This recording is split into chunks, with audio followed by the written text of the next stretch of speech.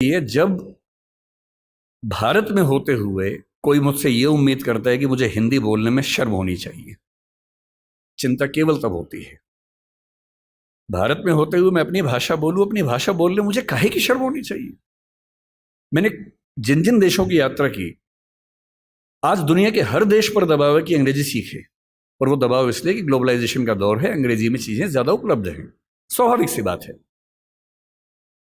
पर मैंने कभी हॉलैंड में किसी व्यक्ति को डच भाषा की तुलना में अंग्रेजी को महत्व देते हुए नहीं देखा। वो लड़ने को तैयार हो जाते हैं। आप किसी फ्रेंच व्यक्ति से बात करें, आप इजराइल के किसी व्यक्ति से बात करें, जहां भाषा के सम्मान की बात आएगी वो अंग्रेजी का नाम तक नहीं लेंगे।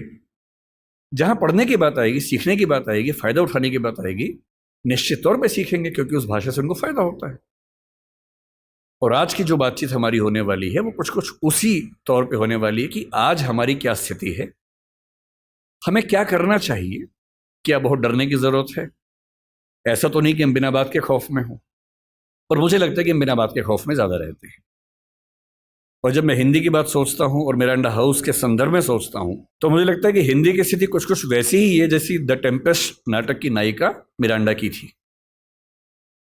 जब मॉरिस ग्वायर साहब ने इस कॉलेज की स्थापना की और इसका नाम मिरांडा हाउस रखा, तो उनसे कई लोगों ने पूछा, वो उस समय डीयू के वाइस चांसलर भी थे, भारत के चीफ जस्टिस भी थे उस समय।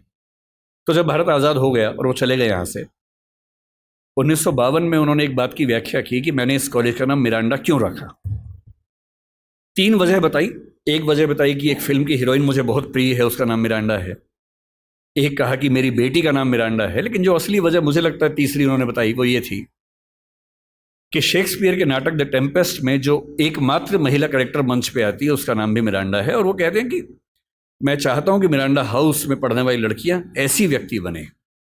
वो व्यक्ति आप मती बनिएगा, अब तो उसका महत्व रहा नहीं है, उस दौर में उसका महत्व था। कुछ कुछ छायावाद की श्रद्धा जैसी लड़कियां होती हैं, वो जो एकदम भारतीय किस्म का मिजाज नहीं होता है कि मेरा कोई अधिकार नहीं है, मैं सिर्फ त्याग करने के लिए पैदा हुई हूं। कुछ कुछ वैसा मिजाज उस लड़की का है, मिरांडा का।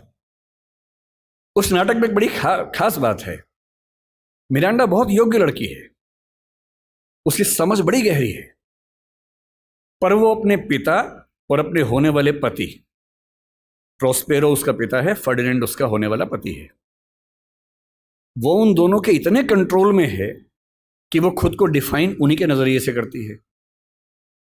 बहुत योग्य होने के बावजूद उसमें आत्मविश्वास बिल्कुल भी नहीं है। अपने जीवन के फैसले वो अपने आप लेने को बिल्कुल तैयार नहीं है।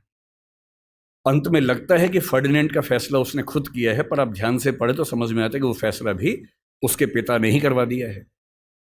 और वो बेचारी इतनी कमजोर अपने आप को महसूस करती है। हिंदी की एक फिल्म में एक गीत आया था, एक पत्नी है जो अपने पति से बहुत प्रेम करती है, सुंदर नहीं है, पति उससे प्रेम नहीं करता है, पति कहीं और प्रेम करता है। तो वो लड़की, फिल्म का नाम था नसीब अपना अपना, एकदम समझ लीजिए कि मिरांडा ही उसे बोल रही है, एकदम मिरांडा का भारतीय संस्करण है। और वो अपने पति के बारे में एक वाक्य बोलती है, भला है बुरा है जैसा भी है, मेरा पति मेरा देवता है। ये उस जमाने में चलता था। आज के जमाने में तो पत्नियां पति का हिसाब बराबर कर देती है अगर कोई ऐसा करे तो, लेकिन उस जमाने में ऐसी हरकतें होती थी। और टेम्पेस्ट की नायिका मिरांडा अपने प्रेमी से, फर्डिनेंड से कह रही है, अगर तुम मुझसे शादी कर लोगे तो मैं तुम्हारी पत्नी हूं, और नहीं करोगे तो मैं तुम्हारी दासी हूं। तुम मुझे किसी भी रूप में रखो, मैं जिंदगी भर तुम्हारी दासी बन के रहूंगी, नौकरानी बन के रहूंगी। और इस बात पे 16वीं सेंचुरी का ब्रिटिश समाज पागल हो गया कि लड़की हो तो ऐसी, बीवी हो तो वैसी। कुछ कुछ वैसा ही जैसे भारतीय परंपरा में छायावाद में श्रद्धा जैसी नारियां हमें दिखती हैं, जो केवल देने की बात करती हैं, अपने हक की बात बिल्कुल भूल के भी नहीं करती हैं। हिंदी की स्थिति कुल मिला के मिरांडा जैसी है। आपको जब भी समझना हो कि हमारी भाषा किस हालत में है, तो हमारी भाषा द टेम्पेस्ट की मिरांडा की हालत में है।